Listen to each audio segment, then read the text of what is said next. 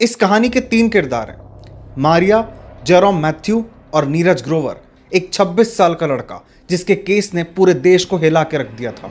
Maria actress बनना चाहती थी और 2008 में वो ऑडिशंस देने मुंबई आती है। वहां उसकी मुलाकात होती है नीरज ग्रोवर से।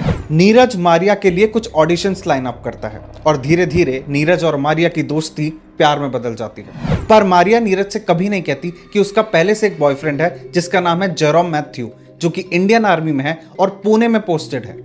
मारिया ने अपने बॉयफ्रेंड जेरोम मैथ्यूज को केवल ये बताया कि नीरज उसका मात्र एक दोस्त है और वो उसके लिए ऑडिशंस लाइन अप करता है। बट सच्चाई ये थी कि मारिया और नीरज के बीच फिजिकल रिलेशंस बन चुके थे और क्योंकि मारिया के पास मुंबई में फ्लैट नहीं था, इसलिए मारिया नीरज के फ्लैट पे ही रहती थी। और फिर आता है 6 मई 2008 का दिन। मारिया को मुंबई में एक फ्लैट मिला और नीरज ने डिसाइड करा कि वो मारिया की फ्लैट को शिफ्ट करवाने में हेल्प करेगा। और ये बात जेरोम को पता चल गई।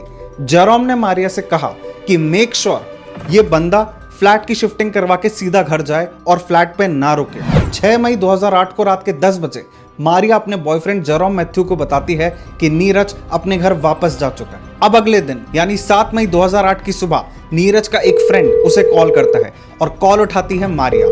मारिया कहती है कि नीरज कल रात को अपना फोन उसके फ्लैट पर छोड़ गया है और अगले 2 हफ्तों तक नीरज का कुछ अता पता नहीं चलता। नीरज ग्रोवर को गायब हुए 20 दिन से ज्यादा हो चुके थे। पुलिस को इन्वेस्टिगेशन में कुछ नहीं मिल रहा था, पर फिर पुलिस ने पूछताछ की मारिया के बिल्डिंग के वॉचमैन से और उसने बताया कि 7 मई की रात को मारिया और उसका बॉयफ्रेंड जेरोम मैथ्यू बिल्डिंग से कुछ भारी सामान लेकर बाहर गए थे। पुलिस ने मारिया से पूछताछ करी और आगे की कहानी मारिया ने सुनाई। 7 मई 2008 को सुबह सुबह मारिया के फ्लैट की डोरबेल लगातार बज रही थी। मारिया ने जाकर गेट खोला तो सामने जेरोम खड़ा था। जेरोम सीधा फ्लैट के अंदर आया। उसने ये चेक करा कि कहीं नीरज वहां पर तो नहीं है और जैसे ही जेरोम अंदर गया उसे नीरज मारिया के बेडरूम में सोता हुआ मिला। जेरोम और नीरज के बीच में हाथापाई शुरू हुई।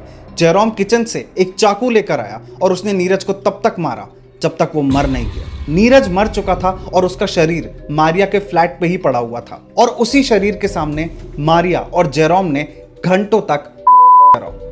इसके बाद जेरोम और मारिया ने मिलकर नीरज की बॉडी के 300 से ज्यादा इकट्ठा करा और मुंबई से बाहर ले जाकर उसमें आग लगा दी। इस केस में मारिया को केवल 3 साल की सजा हुई और वो 2011 में बाहर भी आ गई।